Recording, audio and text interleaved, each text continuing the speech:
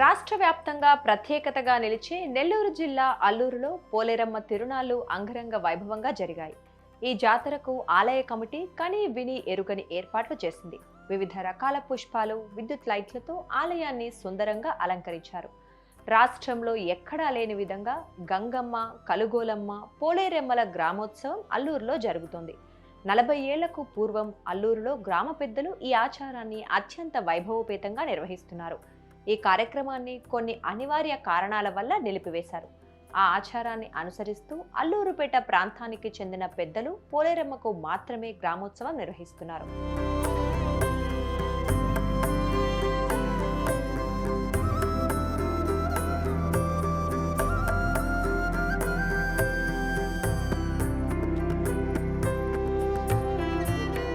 ఈ ఆచారాలను తెలుసుకున్న అల్లూరు మాజీ ఎమ్మెల్యే కాటంరెడ్డి విష్ణువర్ధన్ రెడ్డి పూర్వపు ఆచారాలను మరలా పునరావృతం చేయాలనే సంకల్పంతో 12 ఏళ్లుగా అల్లూరు గ్రామ ప్రజల సహకారంతో ముగ్గురమ్మల గ్రామోత్సవాన్ని నిర్వహిస్తున్నారు.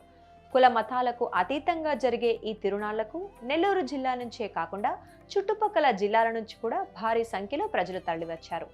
భక్తులకు ఎలాంటి ఇబ్బందులు తలెత్తకుండా కమిటీ సభ్యులు ఏర్పాట్లు ఘనంగా చేశారు. దేవతల వేషధారణ, కోలాటాలు, డప్పు వాయిద్యాల ప్రదర్శనతో జాతరలో సందడి నెలకొంది. తిరునాళ్ల సందర్భంగా అల్లూరు ప్రాంతం విద్యుత్ దీప కాంతుల్లో దగదగా మెరిసిపోయింది. నెల్లూరు జిల్లా అల్లూరుపేటలో వేయించేసి ఉన్నటువంటి శ్రీ శ్రీ పోలేరమ్మ దేవస్థానంలో అర్చకుడను నేను, ముక్తిరాల రాఘవ శర్మ. ఈ ఆలయము పురాతనము, కొన్ని వందల సంవత్సరముల నుండి నిర్మించినట్లు మనకు చెప్తున్నారు. మన పెద్దవాళ్ళందరూ కూడా నానుడిగా ఉన్నటువంటి పరిస్థితులు. అప్పటి నుంచి కూడా పురాతనమైనటువంటి దేవాలయంలో ఇక్కడ ఉండేవారు.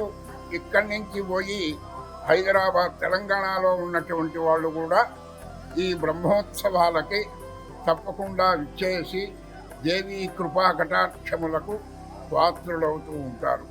ఇక్కడి నుంచి హైదరాబాదుకు పోయి అక్కడ ఉద్యోగరీత్యా ఉన్నటువంటి వాళ్ళు తప్పక ఈ బ్రహ్మోత్సవాల్లో వస్తారు. అంతేకాకుండా ఇతర రాష్ట్రాల్లో ఉన్న వాళ్ళు కూడా ఈ పోలేరమ్మదేవి బ్రహ్మోత్సవాలకు తప్పక వస్తారు. ఈ ఉత్సవం ప్రతి సంవత్సరం మార్గశిర పుష్యమాసములలో, అనగా అంటే ధనుర్మాసం అంటే పండగ నెల, ఈ పండగ నెల వెళ్ళే లోపల తప్పకుండా ఇక్కడ ఉత్సవం చేస్తారు. పేటలో వాళ్ళు, ఊళ్ళో వాళ్ళు ఇద్దరు చేస్తారు. అల్లూరులో వాళ్ళు ఇక్కడ బ్రహ్మోత్సవం చేస్తారు. శోభాయమానంగా జరుగుతుంది.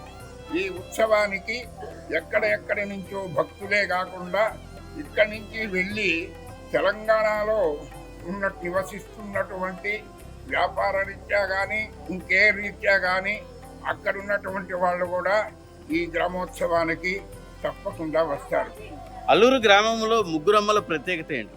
ముగ్గురమ్మల ప్రత్యేకత, అమ్మల గన్నయమ్మ, ముగ్గురమ్మల గన్నపు మువ్వటమ్మ, చాలా పెద్దమ్మ, దయాంబురాశకి విగదమ్మ, హరిందరిచేయుమమ్మ, విమున్ నమ్మిన వారి కన్నటికి నాశము లేదు కదమ్మ ఈశ్వరి అని ఆ తల్లి కృపాకటాక్షములకు పాత్రులైనటువంటి వారు ఇక్కడ ఈ ఉత్సవాలు పండగ నెలలోనే జరుగుతాయి.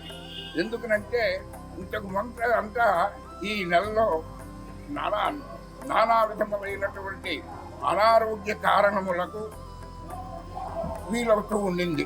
ఆ అనారోగ్య కారణముల నుండి రక్షించమని ఈ పండగ నెలలో పూజలు చేస్తారు.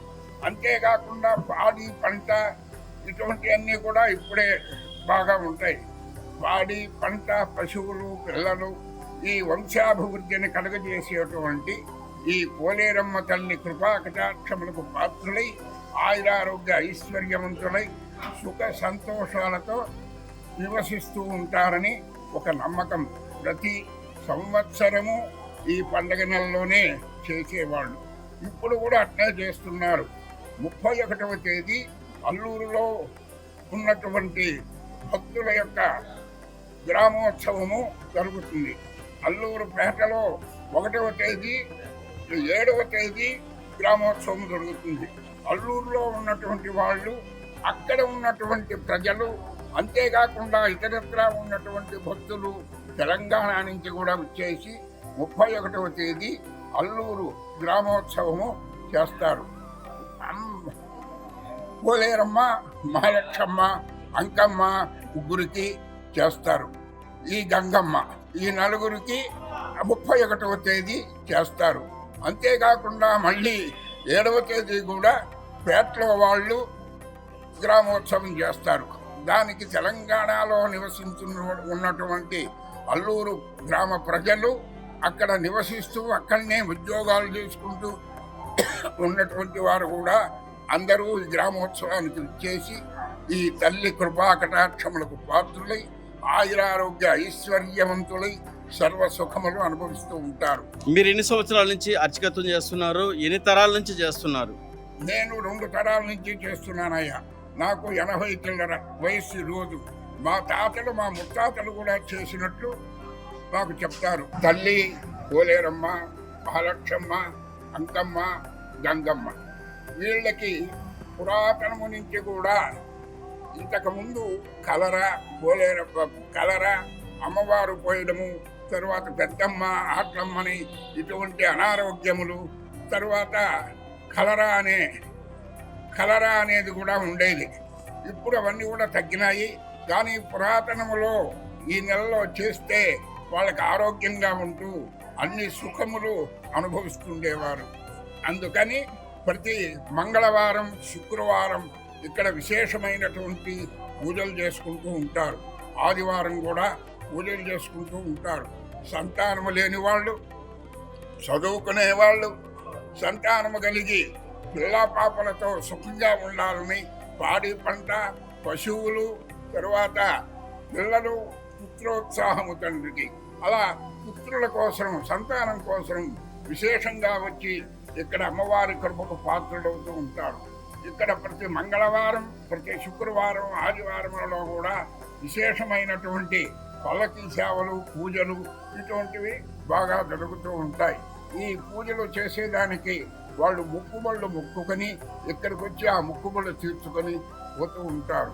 కావున ప్రతి ఒక్కరూ ఈ మార్గశిర మాసంలో వచ్చేటువంటి మార్గశిరం పుష్యమాసములలో పండగ లోపల వచ్చేటువంటి ధనుర్మాసం ఉంటే పండగ నెలండి.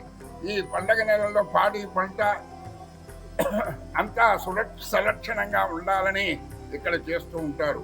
పాడి పంట ఎవరైతే ఈ గ్రామంలో ఉంటూ ఉన్నారో తప్పుగా శోభాయమానం జరుగుతూ ఉంటుంది. రెండవది, ఈ ఉత్సవం ఇంకా ఒకటి గొప్ప. ఇంతకుముందు అగ్ని ప్రమాదాలు జరుగుతుండేది.